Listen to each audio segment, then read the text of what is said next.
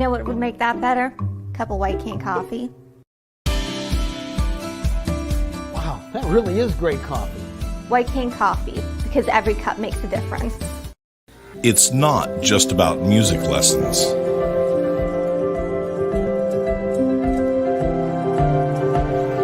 It's about hard work,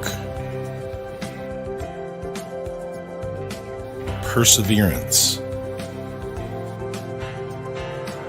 dedication, self-expression,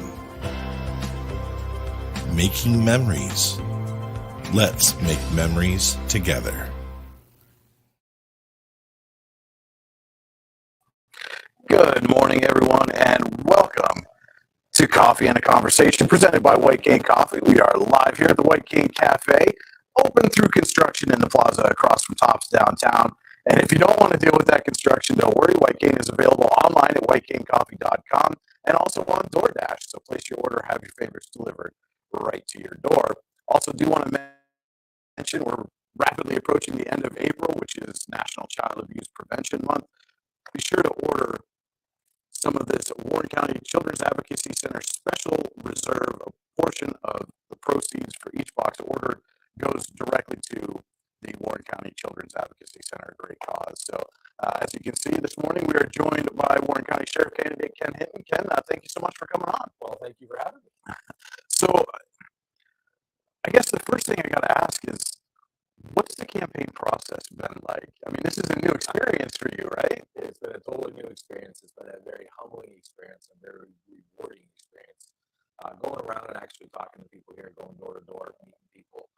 And, you know, being in law enforcement for 30 years, you kind of get, you know, beat down to the point where you think that there's a lot of bad that's in your community and a lot of negative things in your community. And I've been rewarded through this process to see that there is absolutely a lot of fantastic people still here in Warren County.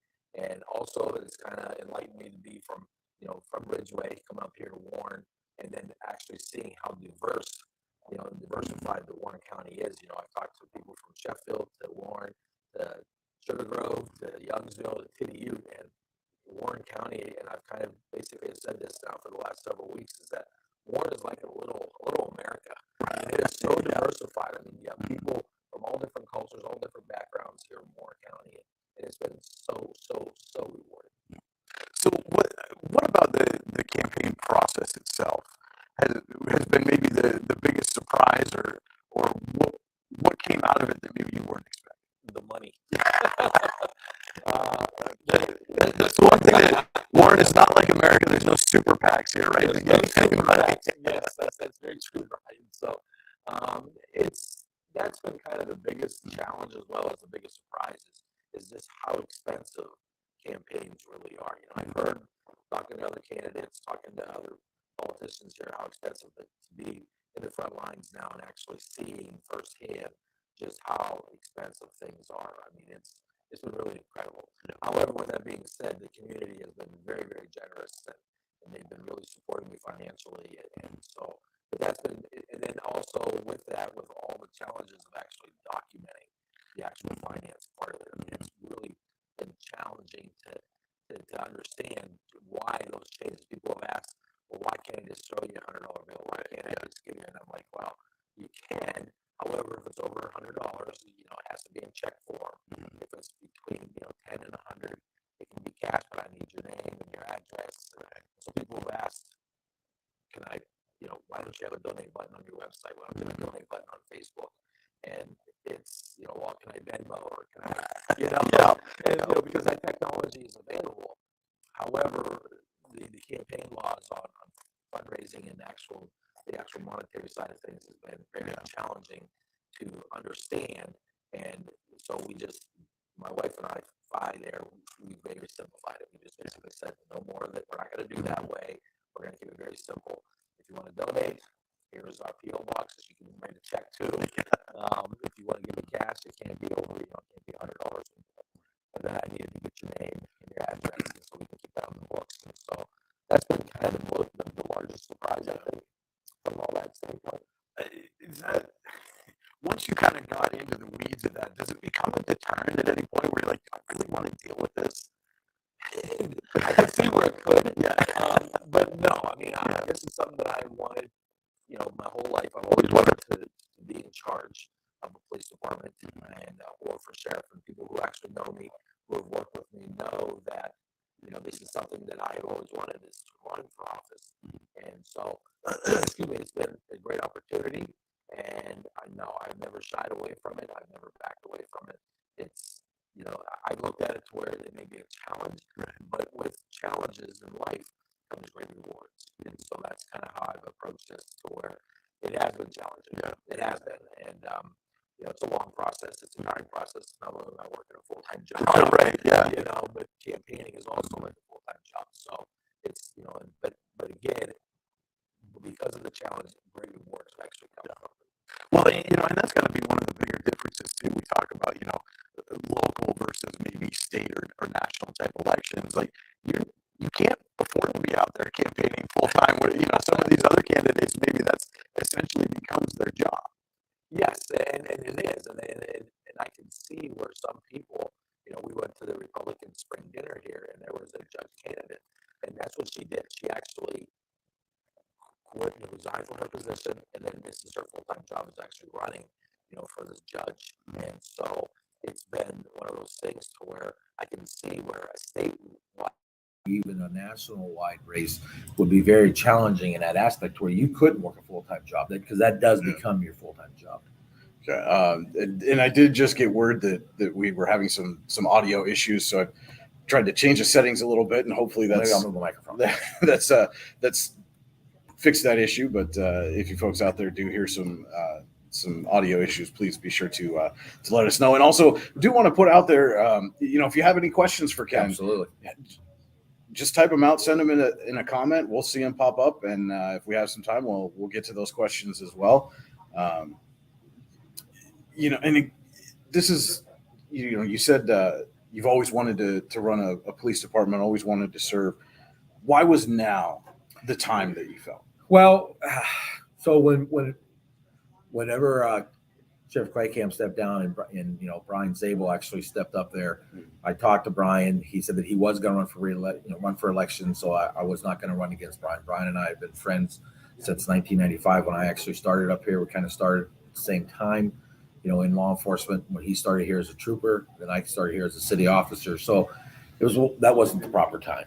And so now Brian's not running for re-election for sheriff. So Sheriff Zabel is actually, retiring. And so this is the best opportunity. It's an excellent time for this to actually happen, so that, that's in the way I look at things, and the way, my faith, I have a very strong faith, and this is, the good Lord basically saying to me, this is the time for you to actually, take this on.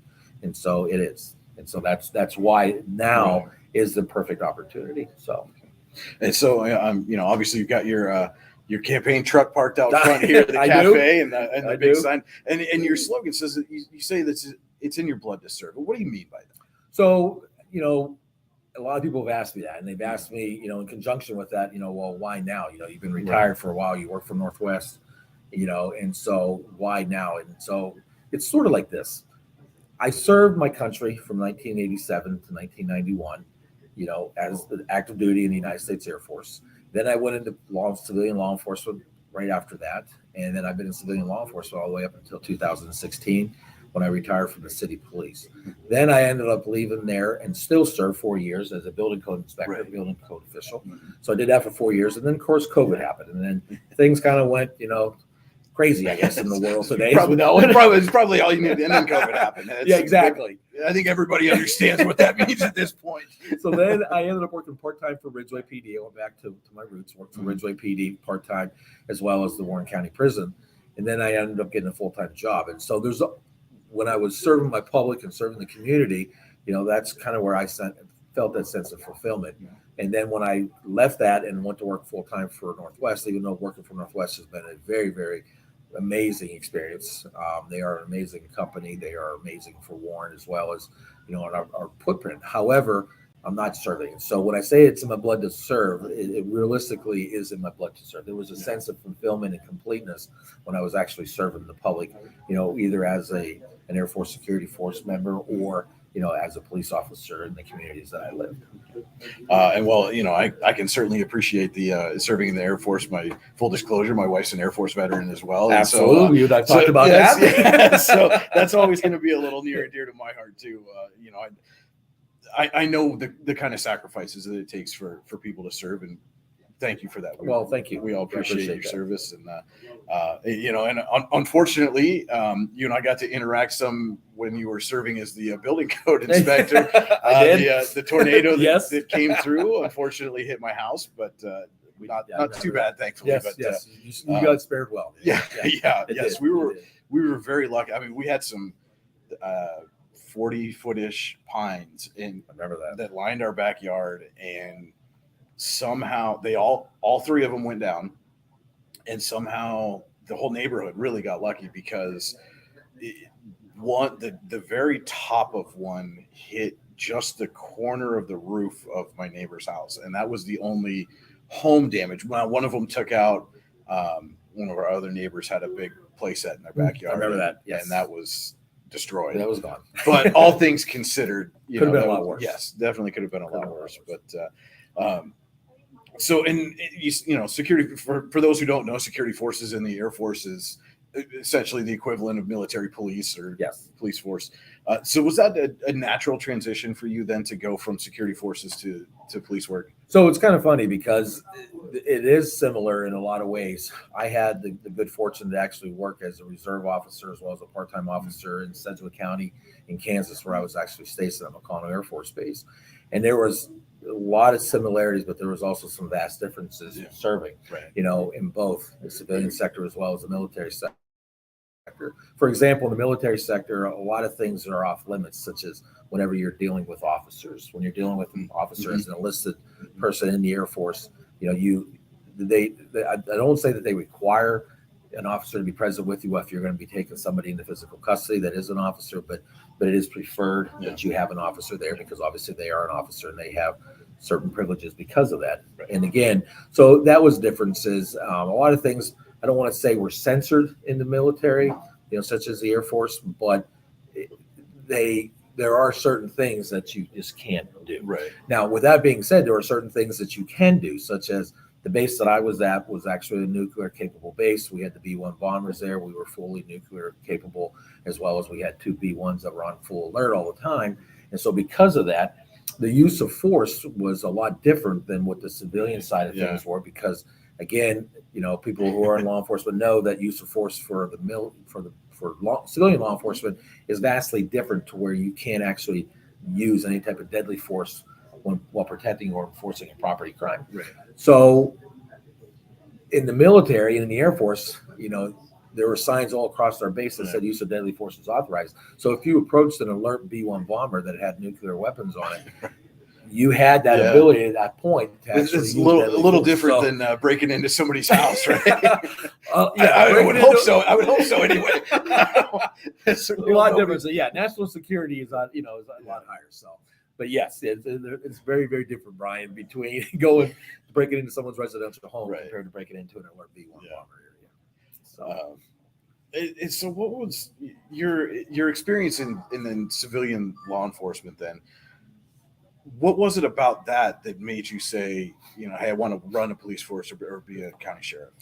Well, it's really become stronger recently. And the reason why it's become stronger recently is that I feel that, serving in the military, in the Air Force, serving obviously in civilian law enforcement, leaders are made, leaders are born. They say that.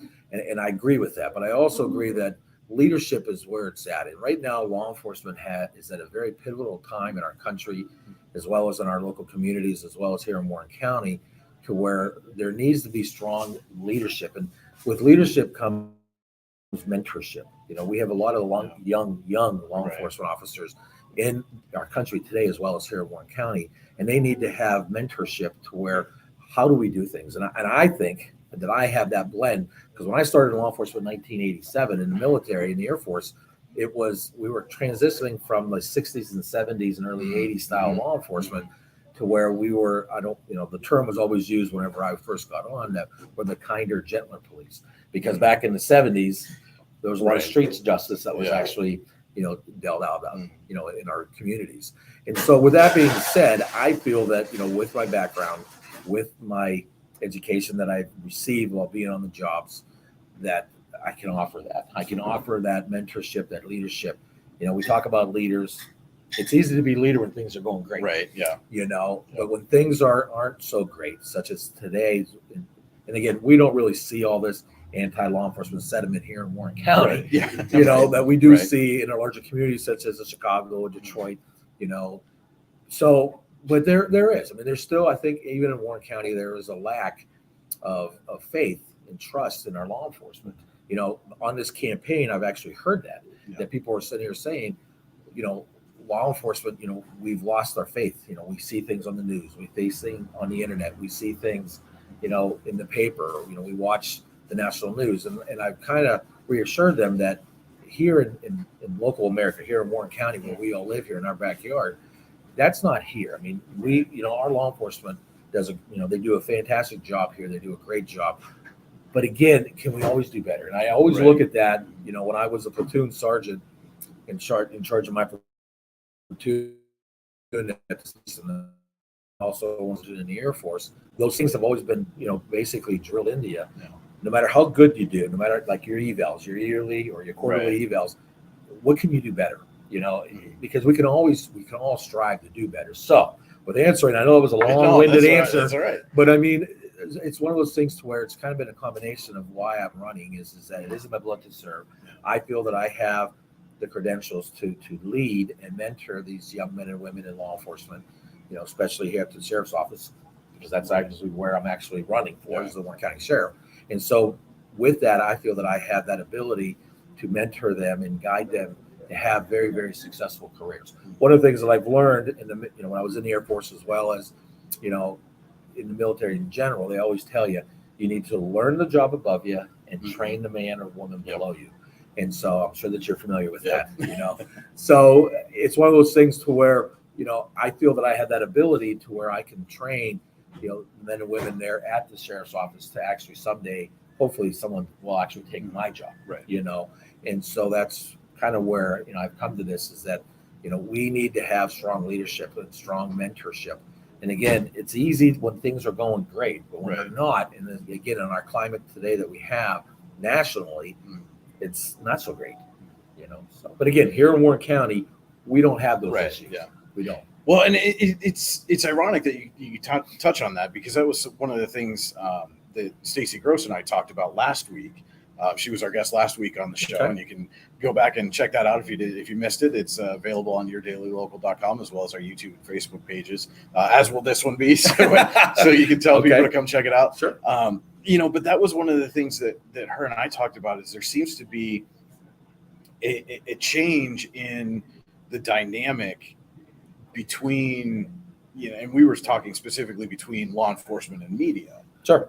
Where for a long time, that was a very combative relationship. I mean, obviously as reporters, our job is to dig into things and find the facts and find the truth. And, as officers and law enforcement officers, there's certain things that you try to keep close to the vest, because you need to, if you're investigating a crime, you need to get a secure conviction if that's warranted. And there's certain things you don't want to get out there, but it seems like over the last, I want to say 5 or so years, the dynamic has changed a little bit to where I think both entities are realizing that there is a mutually beneficial aspect to collaborating on things. I mean, where possible. Absolutely. And again, I mean, on my platform, what I've been campaigning on is obviously the Second Amendment. And it's not because of, I'm a gun-toting enthusiast, I want to see guns all over, but it is because that Second Amendment is under attack. And I can also see where freedom of speech, freedom of the press is also, I think, being under attack. And the Constitution is very near and dear to me. Right. I mean, it's what separates us. It's the very fabric of our country. It's the very fabric of what our nation stands for and why we actually became a nation, is because we don't have those. So there is a delicate balance between the law enforcement entity as well as the press corps. Right. I mean, there is. I mean, I remember when I was in the Air Force, we were having a big, huge demonstration against us because we were a nuclear capable base. Right. Yeah. And I remember that we were there and we were at the main gate and we were talking, to our supervisors at the time, our officers, and they were like, listen, if they're going to film you, they're going to take pictures. They may even approach you and ask questions, but you need to understand that, there is press. We have people that will actually talk to the press. So please don't get involved in a conversation with them. If they ask you general questions, then obviously, don't ignore them. Don't be rude. Right. But again, so bringing that down to a smaller level here, even here, and I know that Brian and I, you and I talked before, on the job when I was a police officer as well as, as a building code official. And there is a delicate balance. And again, I think sometimes the media, as well as the general public, they want to know. They want to know, okay, well, what's going on in this investigation? What's going on? Who's going to be arrested? Who's your suspects? And as a law enforcement entity, a lot of times we have to hold those things close to the vest because of the fact that we don't want to tip our hand of what is actually going on through the course of the investigation. Right. And so when I was part of the drug task force here with the Attorney General's office, I learned a lot from them. I learned a lot from Al McGill, who was my mentor there through the Attorney General, who was the agent that actually supervised Warren County. And he was one who always told me, listen, the media can be our friends. We can be friends and we can be their friends. And that's the type of relationship that we need to build. Because again, when we do have, an arrest, and we do have a very large arrest, you want the media, because the public needs to know. The public needs to know what is going on within their communities when it becomes available. Right. And that's, I think, what developed. Now, again, I never had any issues dealing with the media here in Warren. I never did. I mean, it was just one of those things where I would always say, when I can release it, I will release it. And you will get the full release. And then, if you want to have a press conference, you want to come and ask me questions, or whatever the case may be, and it would be. And so back to the Bucky Phillips thing there, when Bucky Phillips was here, for those of us remember that whole shenanigan that went on with Bucky. I was interviewed numerous times by the Buffalo news agencies. And again, sometimes they would be upset because I wouldn't tell them exactly a lot of the details. Because again, I was instructed by, state police here, as well as the New York State Police authorities, that there are certain things that we just can't talk about because it's still, because he might be watching. Exactly. In that situation, and that's, hey, well, we think he's at, 100 Main Street here in Warren, and Bucky's sitting there at 100 Main Street going, I need to get out. I might want to move. And I think for the most part, generally reporters understand they do that aspect of it, but then there's also the public pressure on us to ask the question. Absolutely. Right, because if we don't ask the question, then it's, well, now you're being soft or whatever, and but I think it's collaboration leads to better understanding of the process. Correct. For everyone. Yeah, and I think that within that being said, I mean, there is. I mean, and it's funny because we live in such a small community. I mean, we live here in Warren County. We know each other. We see each other at ball games. We see each other at Little League games. We see each other, at White Cane Coffee. Right. Yeah. There you go. We see each other wherever we're at and about, recreating or shopping. And so there needs to be relationships that are built on that. And again, you're right. And I think that, in my career, when the media would ask law enforcement questions, I would say, I can't comment. And nobody really in the media world here locally has ever pushed me on that. They've never said, well, why? Right. It's always been okay. And I would always say then, after the interview, I know what you had to ask us, and I respect that. I mean, I respect what you guys do. And I think in law enforcement, that's all we ask is that, well, then you just respect us what we do. Right. And so I know a lot of people watch TV, they watch, whatever, and they see cop shows on TV and how they don't get along with the media. Right. Does that happen in larger agencies and larger areas? Probably to some extent. But again, it's Hollywoodized because that's what gets people to watch. Yeah. But here locally, I don't see that, because I think that on both sides of that, we know that we do need to collaborate. We definitely do need to work together, because again, you're serving the community in one way, and in law enforcement, we're serving the community in that way. But again, the common denominator is that we're serving the community. Yep. So, All right. Well, I think that's a good place. We'll take a quick break here and get a word in from our sponsor. I'm sure they appreciate the plug.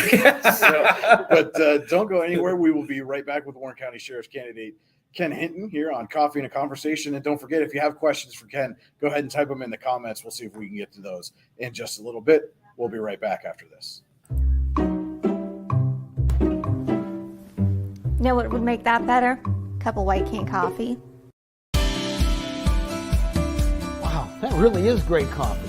White cane coffee, because every cup makes a difference. It's not just about music lessons.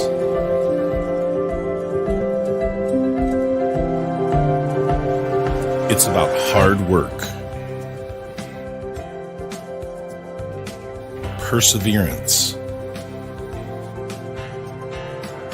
dedication, self-expression, making memories. Let's make memories together. All right, we are back here on Coffee and a Conversation, presented by White Cane Coffee. Special guest this week, Warren County Sheriff candidate Ken Hinton. And Ken, I think that, you know, we've talked a lot about your background and things, and at some point we got to look ahead. You know, there is an election coming up, and you know, I think it's important for people to know they know why you're running. But if you were to be elected sheriff, what is your vision for the Warren County Sheriff's Office going forward?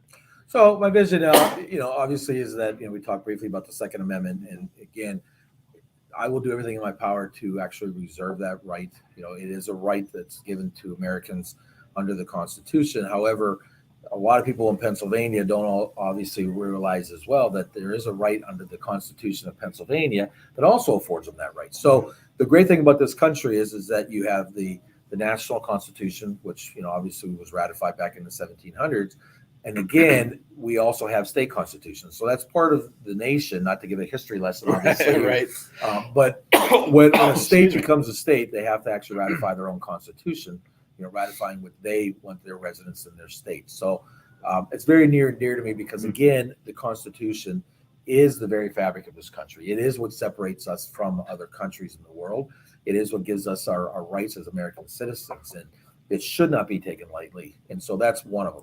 The second platform, you know, and I'm not going in any particular order, but because of my current position as a fraud analyst, I do investigate quite a bit of fraud, you know, within the footprint of Northwest Bank. And so when I talk to a lot of our customers, a lot of them are elderly, and it's very disheartening to think and to see that our elderly community is being taken advantage of. And so when I talk to people all the time, and they're losing $15,000 to $30,000, $40,000, and that's from their retirement plans. And that has a direct effect on them basically for the rest of their life. So they have no way of making that up because they are retired. Right. You know, where if you or I were to take that hit and because we got involved in a scam, we could make that up over the course of however long we're going to work until we are retired. And so, you know, which I'm getting up there. Not really. So I was going to say, I appreciate the, you know, telling everybody how young we are. We're young. I mean, but anyway, but it's something to where it's very near and dear to me. And I remember when I first moved up here in 1995, Sheriff Kopko had, you know, several initiatives for our elderly, you know, folks here in Warren County. And I think that's something we need to get back to is actually ensuring the financial safety as well as the physical safety as well of our seniors and our, you know, because they are being taken advantage of.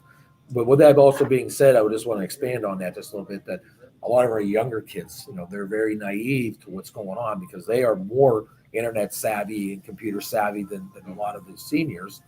Excuse me. And so they're also being, you know, basically being targeted by these scam groups and fraudsters to where they are also being taken advantage of, and they're starting out life in the hole. Right. Because now they just lost, you know, however many thousands of dollars. So that's an initiative that I really would like to see get started here and to actually, you know, get pushed, you know, out there into the community. And again, that also goes hand in hand with enriching that law enforcement community relationships and those bonds to let them know that we're not just out there writing speeding tickets. We're not just out there arresting people. You know, we do need to take a PR stance on this and actually, you know, get involved and assist these folks in actually becoming more financially secure and safe because they are being taken advantage. And it's so easy. I mean, it really is easy to be taken in. The third one is obviously with building those relationships within the law enforcement community. Um, Again, law enforcement is taking a black eye. They've taken it on the chin here the last several years, over several national incidents, nothing locally. But again, because years ago, small communities were sheltered from the big news media outlets. They only got up, 6 and 6:30, and so, but now with everything so readily available, people are seeing what law enforcement is being accused of across the country.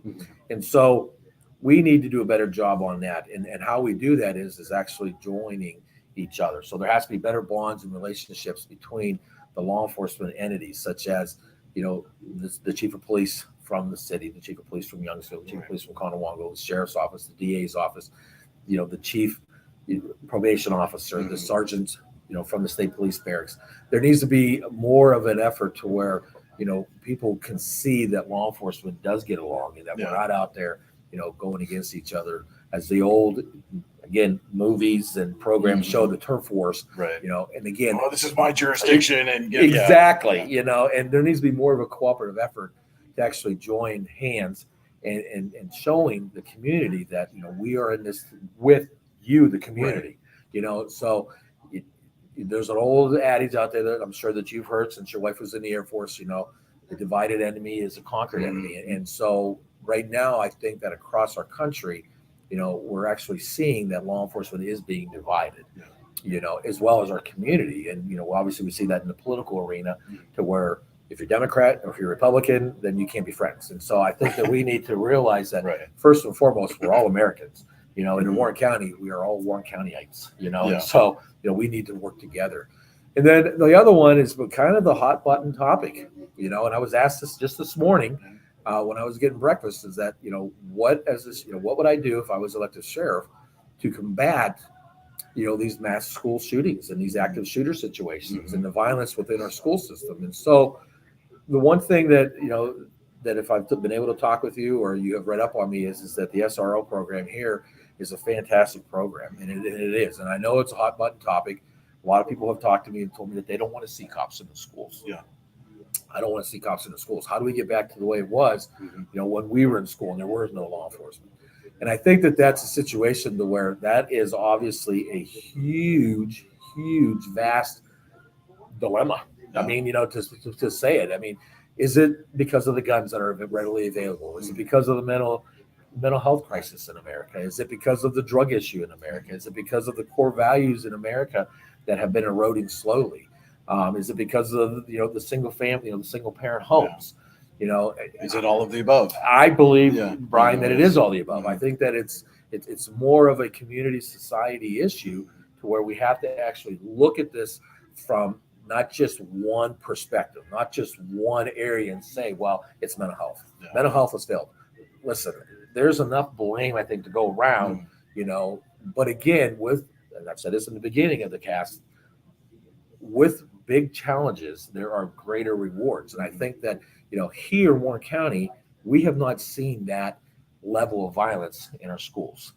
And God forbid, I don't want to ever see it happen. Knock on wood. However, with that being said, the approach has to be not if it's ever going to happen, but when it would happen, is the community. And I'm not talking just law enforcement at this point. I'm talking about, from the top of our politicians, from the county commissioners down to, the city officials, the township officials, law enforcement officials, the fire departments, the EMS. I mean, we all know about the EMS crisis that the volunteerism within the fire departments across our communities, has. And so that's where I think that we really need to focus on is that where do we do? So I believe, and again, people have disagreed with me. And I've said that, the SRO program is a great program, but how do you pay for it? How do you pay for more SROs, which is the school resource officer position? Which Sheriff Zabel has recently asked that the school district take on another SRO. Correct. Yeah, and we're going in the right direction. Again, it takes time, it takes resources, it takes funding. And, obviously that with all that, we have the topic from the school board about closing schools down possibly, or combining schools or, so those are all challenges, not only geographically, but strategically, financially, who pays for this? How do you pay for this? And again, how, I don't have those answers, because not one person should have those answers. I think it's that got to be a community correct decision. Correct. And I really believe that it has to be the entire community coming together, which a lot of these things that we've talked about this morning are a community thing. And again, if I'm elected sheriff, if I was, granted that awesome privilege to be voted in as your sheriff for Warren County, that is the things that I would want to do and to spearhead and to chair is these different committees to where, okay, how do we bring the community as a whole together? Warren County is a very vastly different community than others. I mean, everything is centered here in Warren, the city. I mean, whether people like that or don't like that, I mean, depending on what part of the county that I've been in, people are either very bitter about that or very happy about that. But again, you need to bring everybody together here, not just in the city, but you have to bring people from the Bear Lake community. You have to bring people in from the Tidiu community. You have to bring people in from the Sheffield community and ask them, if there was a mass casualty incident or a large incident in Sheffield, is Sheffield able to handle that? Right. Are they able to handle that? And again, and that's a tough question right now. I mean, and not to pick on Sheffield specifically, because they're certainly not the only ones. No, they're not going through that kind of. I mean, you could say pretty much the same thing about Eisenhower. Absolutely. Even if they have more resources, the time it's going to take them to get to the school, I think, has been that's been something. You mentioned the schools possibly being reconfigured and students moving. That was one of the main points that was brought up was people talking about moving Youngsville students to Eisenhower. Correct. Well, one of the drawbacks that was brought up to that was, well, if they're in Youngsville, they're 300 yards from police and EMS. Right. Whereas if they're at Eisenhower, what's the response time difference? And those are valid questions and valid concerns, especially to those parents. And again, the gentleman that I talked to this morning asked that very question. He was like, "So, your opinion on the school closures?" And I'm like, and I asked this question a lot because I get asked a lot of questions. What does that have to do with me being elected as sheriff? Right. But then when I first started getting these questions, I actually took a step back but it does, because as the elected sheriff, you're in charge of the sheriff's office. You're one of the law enforcement leaders within the community, and those are valid questions and concerns, toward the law enforcement community. But again, it comes down to where do you go? Where do you because I know that one of the things that I talked about is actually shipping students from Warren, closing Warren down, and shipping them to Youngsville, shipping them to Eisenhower, shipping them to Youngsville. And I get that, I get that. But again, I think that the bigger question has to be is that how do we ensure the safety of our youth? Okay. The youth is our future. The youth is the future, not only of Warren County, not only in our local communities, but as well as the country. Parents, in my opinion, I don't think that my mom and dad ever felt, that, well, Ken's going to school and I have to worry about this. Parents should never have to feel worried to send their kids to school. That should be a safe zone. I take a mental picture of my kids and what they're wearing every morning. Absolutely. And it's got nothing to do with, I think they might get lost on the way home, but it's because what could happen if something were to happen. What would I tell an EMS or a law enforcement officer about, well, this is how you would determine if it's my kid? And that, that's kind of a sad thought. It's a sad state of affairs. I think that going back to 9/11, I mean, I remember watching the media, being on the job as a police officer when 9/11 happened, and listening to these stories about spouses sitting here saying, well, my spouse went to work today. They worked in the South Tower, the North Tower, but I have no idea what they were wearing. I have no idea what to tell you to look for. And so that's sad. And so to put it on a smaller scale, I've worked bus accidents here in Warren, very minor. Nobody was actually injured, but I had parents that were frantic when they came up to that accident scene and were saying, I don't know what my child was wearing. I have no idea what to tell you. So I commend you to saying that, because you do take a mental picture to know, because again, it could be the smallest thing, or it could be, and I think that we, have to realize that when we talk about, school shootings, we talk about mass shootings, when we talk about, mass casualty incidents, we don't see them here in Warren County. thank goodness. Right. However, there's never anything saying that it couldn't happen. Right. Well, I mean, what community has one of those incidents happened in where you did not hear somebody in the community say, "I never thought it could happen here"? We hear it all the time, Right? I mean, it's everywhere. Absolutely. Everyone. Absolutely. That's the first thing. One of the first things you usually never thought it would happen here.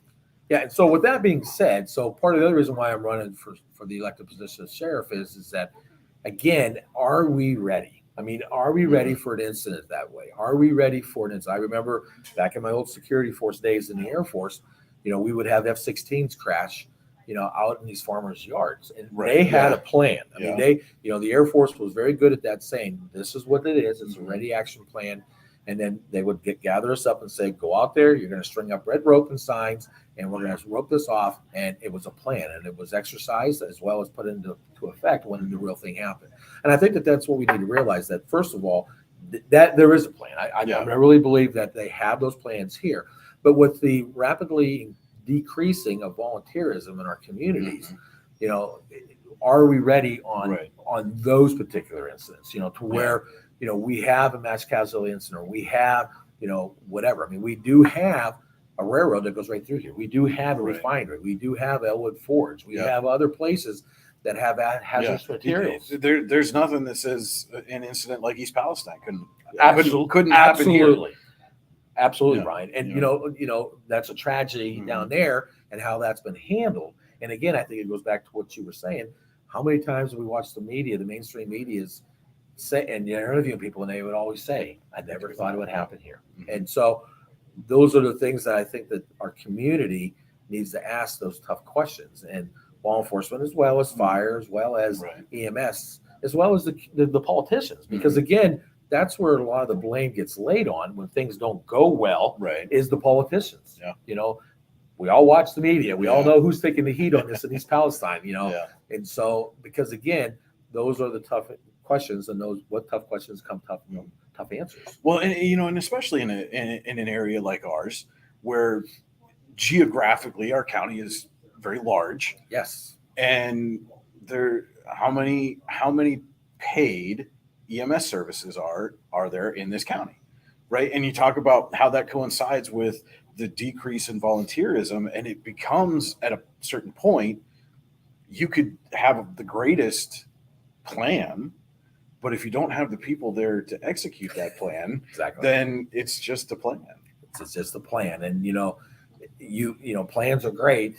Being 17 years coaching high school football, we come up with a great plan every week. We have great game plans, right? Right. I mean, you cover sports, that. So, with that being said, I mean, you have to execute that plan. You have to execute those. And if you don't have people, to your point, from the volunteer community to do this, then how do you actually execute that plan? You might have the best plans, and that's why they got to be exercised. I mean, that's what it comes down to. Again, when you have exercises under the old Neva Rambish, whenever I first started here, Neva was, that coordinator. And, again, that comes a cost factor. You have to pay the paid officials to actually do that. And so, because again, that's a whole other union issue, other, workers' comp issue, all that stuff. So, but I mean, again, there are ways to actually, exercise those plans to see if the current plan is going to work under the existing volunteerism that we have. And that's a valid concern. And I know that I've been asked that on the campaign trail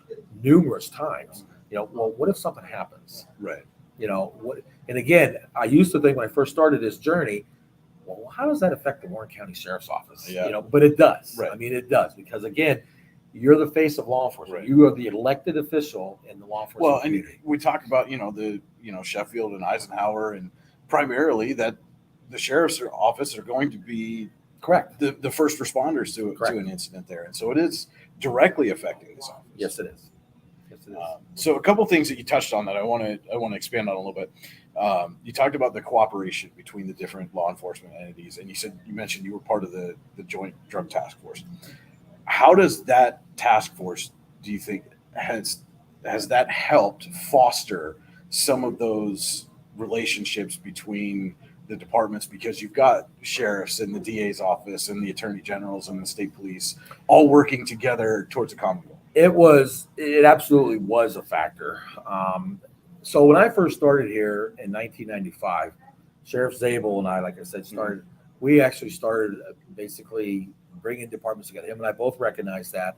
And we started what was called the co-ed volleyball.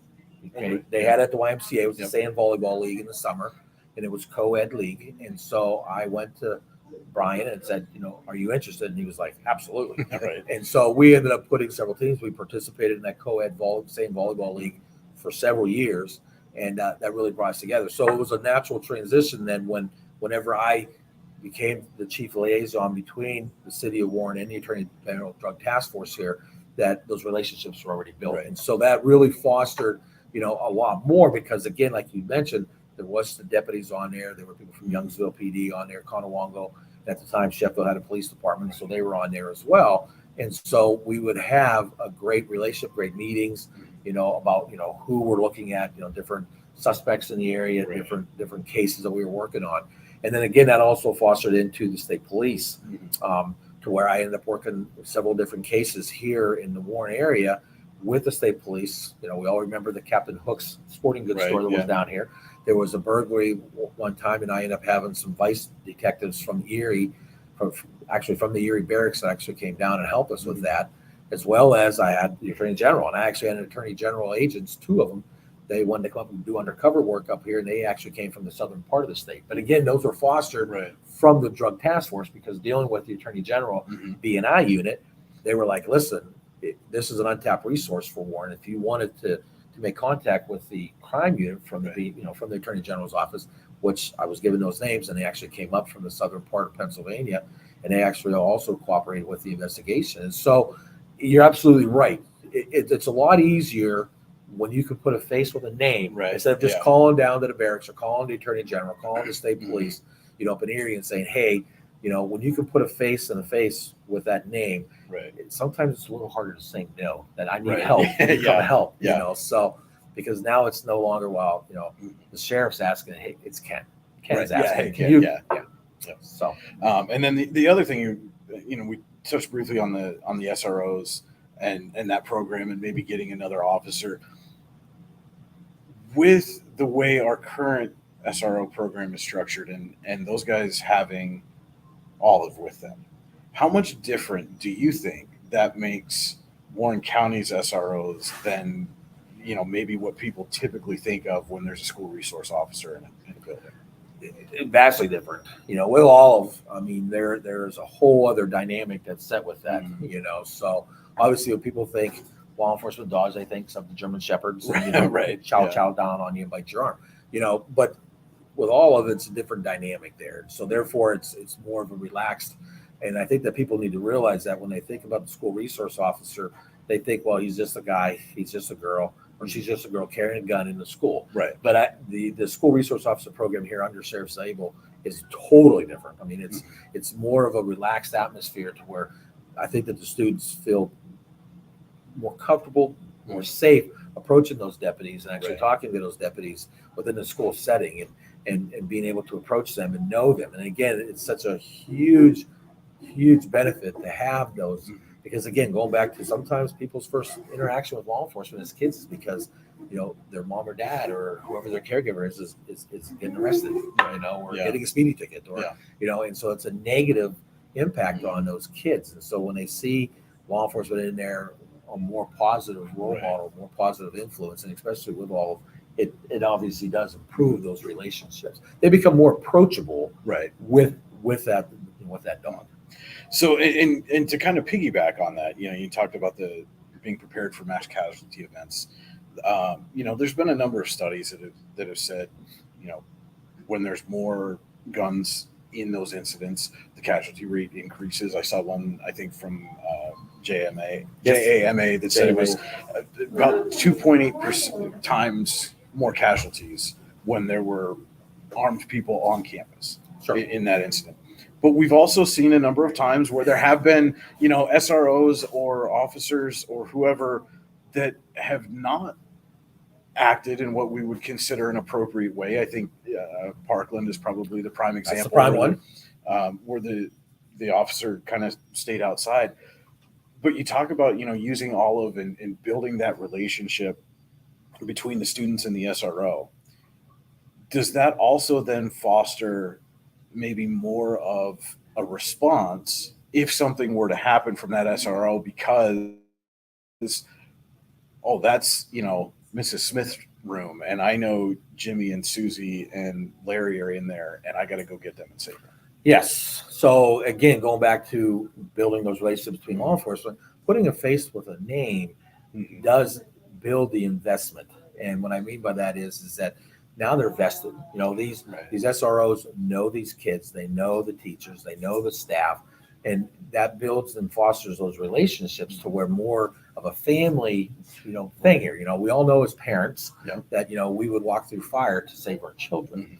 And I think that that's where that has to come into play is that when an SRO, school resource officer, is in these schools, those relationships have to go. So, and again, commenting on the current SRO program here within Warren County, there's great things. I've heard great things about it. I've seen great things from it, and I think that it is. And so, but again, I also think that because of that, because of the relationships, because of the program that has been started here and that has been in place here, there is a better relationship with law enforcement, with those SROs and our children, and they're able to hear things. So I think that we all have heard, the planning stages of something like this. We all watch the news. We all read articles. We all read things. Well, somebody knew that it was going to happen. And nobody came forward. And I think that with the current SRO program that's here, that's where the preventative, if we can prevent that from happening here, is that better than having to respond to something? Yes. That's no question. Yes. Absolutely. Yes, better. Prevention is better. Absolutely. Yes. So how do you prevent that? How do you prevent that? So law enforcement outside of the buildings, they don't have those relationships that the school resource officers have inside those buildings. So hopefully when something is in the planning stages and something is about to happen, which I'm sure, and again, the media and the general public will never know about that. However, that's where it has to start. It has to start with prevention. And that's where I think that the SRO program is, and it's doing, and with all of, they're more approachable. People are able to come up to them and say, hey, just so that Johnny and Jane are actually planning this.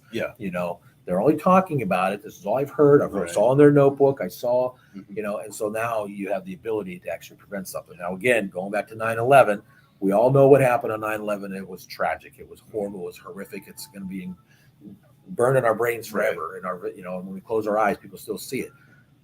But how many terrorist incidents have been basically prevented because of what law enforcement and the intel community has been able to do? Because now we've seen it. And I think that's where people in Warren County, we have that ability to learn that roadmap from where it has happened elsewhere and the mistakes that were made either in the preventative stages or actually in the response stages. So we have that ability that we can prevent that because we need to build those relationships with our youth. And that's another reason why when I started coaching, 17 years ago, I was still in the job as a police officer, and it's built those relationships with those young men. And I did coach a female. It was awesome to coach Sawyer. But it had some big moments. We did, and Sawyer had some great moments. Yes, she did.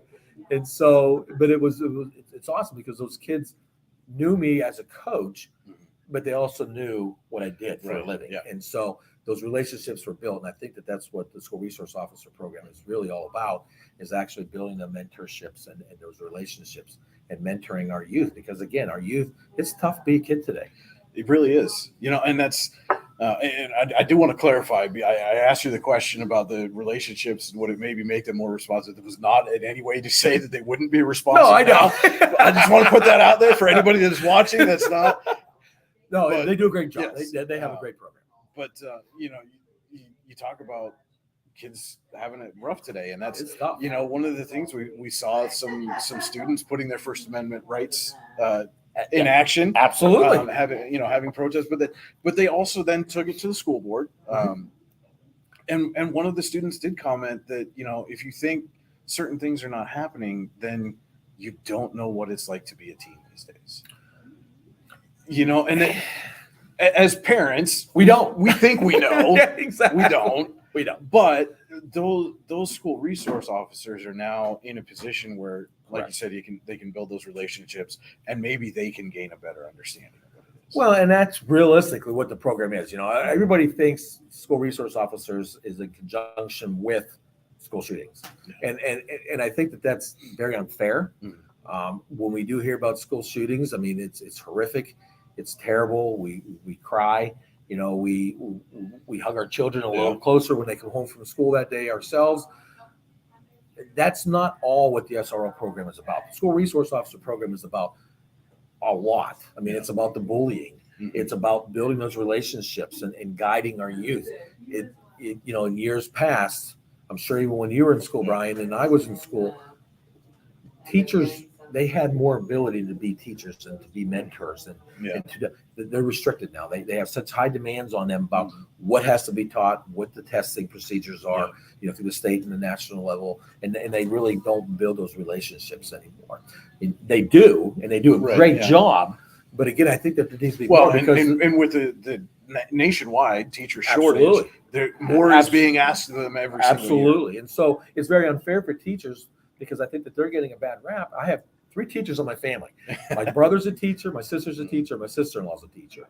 And so I hear a lot of things from them saying, listen, you know, we're asked to do more, and yet there aren't as many teachers anymore. So we're being asked to do this, and yet we're being stretched thin. And so it's very difficult, you know, for them to do the things that we grew up with our teachers. And so therefore, you know, you also have to take into consideration the family dynamic is totally different now, you know, than when it was when, you know, we were in school. And so, you know, it's very different and challenging for them as a teacher. So I think that the school resource officer position across our schools, across our nation, is a vital part of actually being there and guiding these youth and helping them and being, I mean, I know again, as a coach, I kept kids in football because I knew that they needed the program more than maybe what the program needed them, you know, and they have gone on and become great members of society. And they've reached out to me and said, you know, coach, thank you for keeping me involved in sports. And I think that's where the school resource officer can also be, because we all know those kids that are going to quit. We all know, and we need to really focus on keeping them in school, keeping them focused, keeping them, you know, in line. And again, with, you know, the expansion of the school resource officer program, which, you know, Sheriff Zabel asked for, I think it's vital. But again, it goes back to the question, you know, how do we pay for this? You know, and so again, I know some people on the campaign trail said, well, we can't put a limit on what we pay for our safety of our kids. But on the other hand, okay, you only have so much. This is what was put to me whenever I'd be doing budgets and stuff for the city, and I was president of the union. I would always, you know, we would always ask for more money, and it was always put to me, there's only so much fruit. You have a bowl of fruit, okay, and this fruit has to do a pie.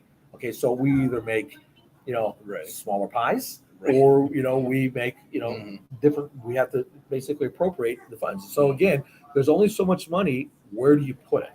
You know, and so that's the budgetary questions that need to be asked again, is because I know that everybody hates talking about taxes, raising taxes, nobody wants to raise taxes. I think every politician that's running is saying, no, I'm not going to raise taxes, you know, so. Which is a silly thing to say, because there's no way you can know that. You know, there comes a point where if you don't, then you have to cut programs. So, okay, maybe you didn't raise taxes, but you had to cut a program in order to hold the line on taxes. So, you know, not to talk about the history too much, but when I started in 1995, Ken DuPont was the city manager here in Warren, and he made that very clear when he got hired on, that he will not raise taxes. And so, but again, to your point, there were programs throughout the city that were actually cut because of that. Again, there's only so much money, and what do you do with it? And so, again, you know, you might have to prioritize. And I think those are, again, coming back to the tough questions. You know, it's a tough challenge, but again, with tough challenges come great rewards. And again, what greater reward to ensure the safety of our youth in our schools? And with that being said, parents should never have that fear to send their kids to school. I mean, they should never have that fear. And again, to your point, people do say that. And I've heard this a lot on the campaign trail. Well, there's at least one known gun in the school every day when that deputy is there. You're right. You're absolutely right. Hopefully that deputy, you know, and I can say probably with a great amount of confidence that the deputies in Warren County, they're very well trained and they're very, very resourceful not to have to use that firearm, you know. And again, coming from 30 years in law enforcement, I know that I never wanted to use my gun. I never wanted to actually do that. Have I come close numerous times in my career? Yes. I never had that ever happen to me, which I thank the good Lord every day that I never had to do that. Yeah. However, we do have police officers in Warren County that have actually had to do that, and they have to live with that. So again, you never want that to happen. Again, that's not what the school resource officer program, I think, is about. The school resource officer program is yes, that's part of it, but it's more about, being there, mentoring our kids and helping them get through. It's tough being a teenager. Yeah. I didn't have cell phones. I mean, Right. You were lucky if you were the one that had the Atari or the Nintendo games, system. Yeah. I mean, we all know, now I'm dating myself, but obviously when it first came out, we all had Pong, so Yes. So, yes.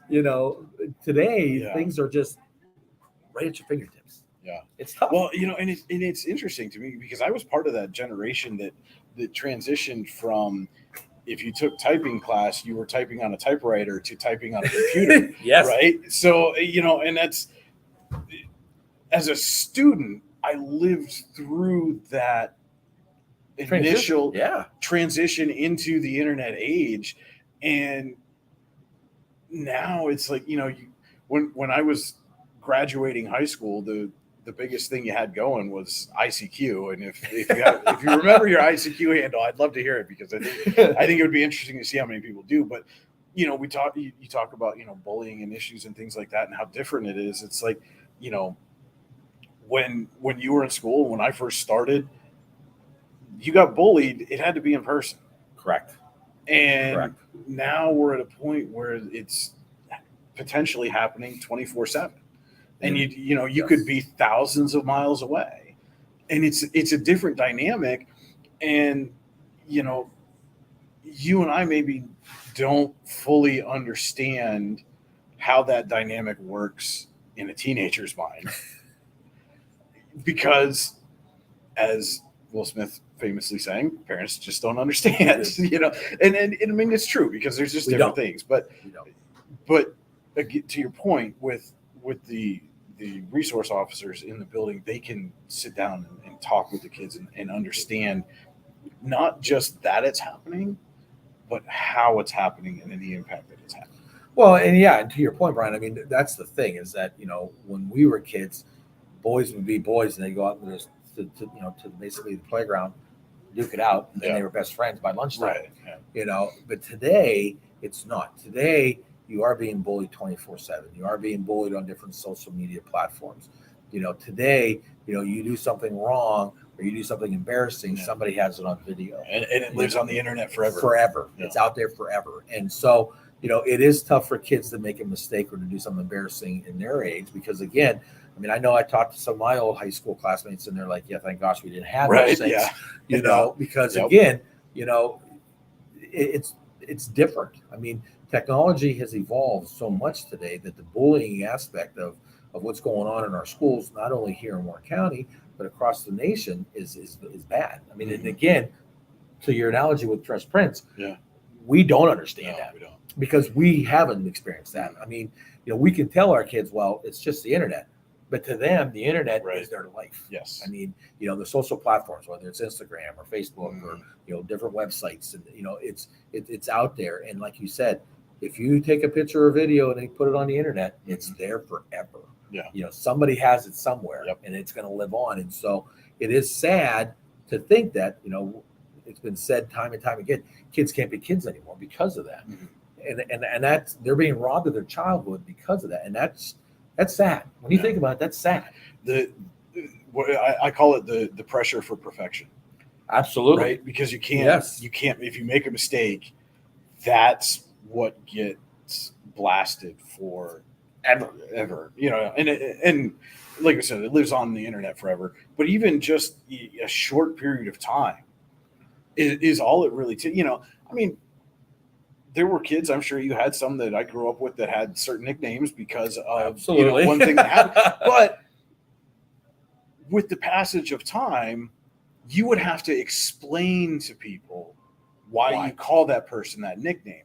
Whereas now, why do you call so-and-so? Oh, well, let me show you here. And this is why. And they're reliving that mistake.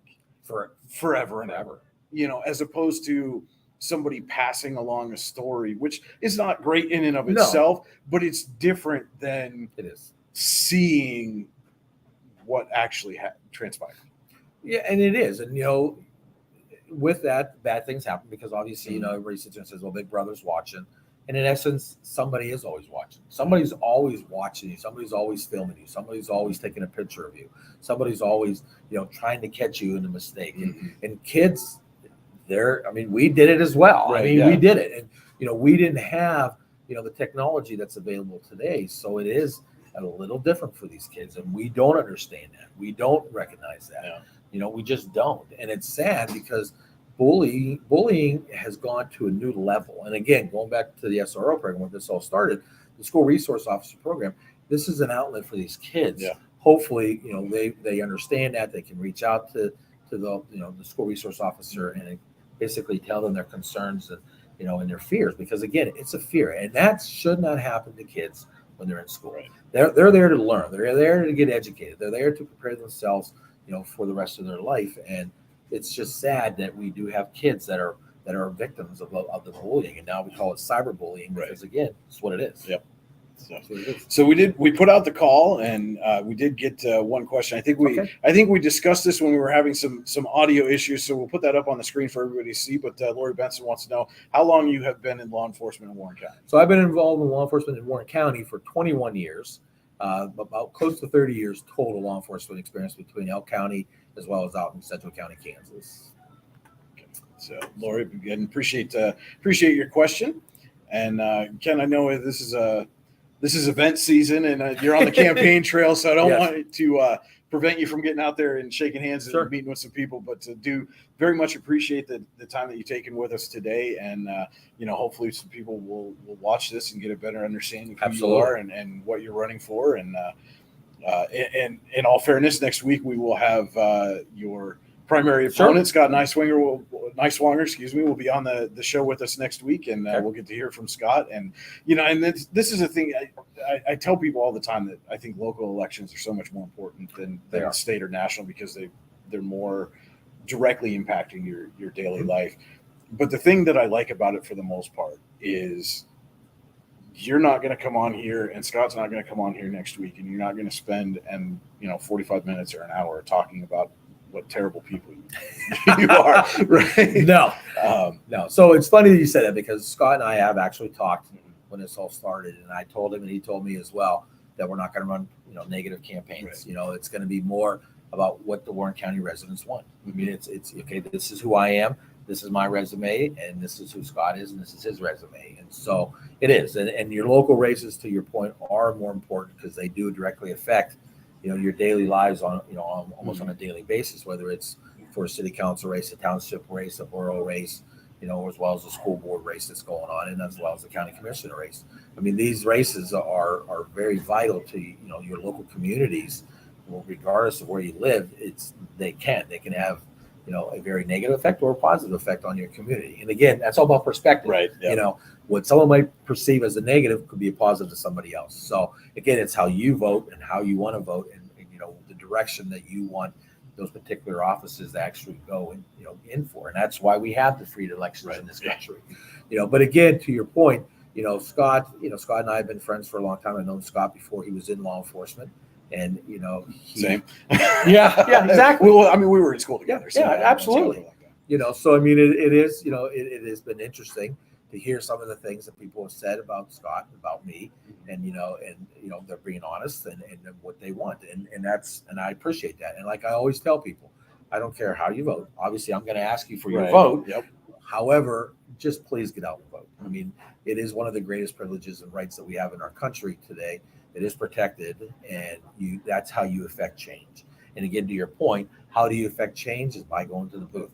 Again, you may feel that your vote doesn't matter when you're talking about a national race, such as for president or for, whatever.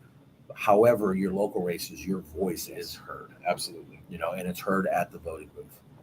So, and you've got until Monday to register. May 1st is the last day to register, and then primary day is May 16th. May 16th is the day, and hopefully, regardless of how you register, whether you're Democrat or Republican, you can still vote for the sheriff's race. Because again, I can't. unless you're independent. I'm a registered independent, so I can't. I mean, but which I guess from what I've been told, Brian, is actually being looked at. I certainly hope so. Yeah, it is being looked at down Harrisburg, from what I'm being told. That we're one of 9 states that do not allow, and because it's a 2-party system, and so that is being looked at here in the Commonwealth. Whether that actually gets changed or not, I don't know, but I think that it would be beneficial if it was changed in our country, in our state at least. And so, but again, May 16th is the primary day. And again, if you are a registered Republican, you can actually just put the X in the box. If you're a Democrat and you want to vote for Ken Hinton, all you need to write in on the right-hand side for the Democrats is Ken Hinton in the sheriff's spot. So, Ken, thank you again so much for your time, and everybody for watching. This has been Coffee and a Conversation presented by White Cane Coffee. Don't forget to stop down into the cafe or place your order online at whitecanecoffee.com. That'll do it for this time. We'll see you next week here on Coffee and a Conversation. You know what would make that better? A cup of White Cane coffee. Wow, that really is great coffee. White Cane coffee, because every cup makes a difference. It's not just about music lessons.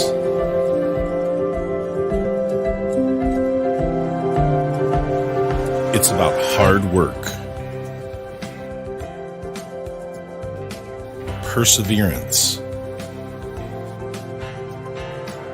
dedication, self-expression, making memories. Let's make memories together.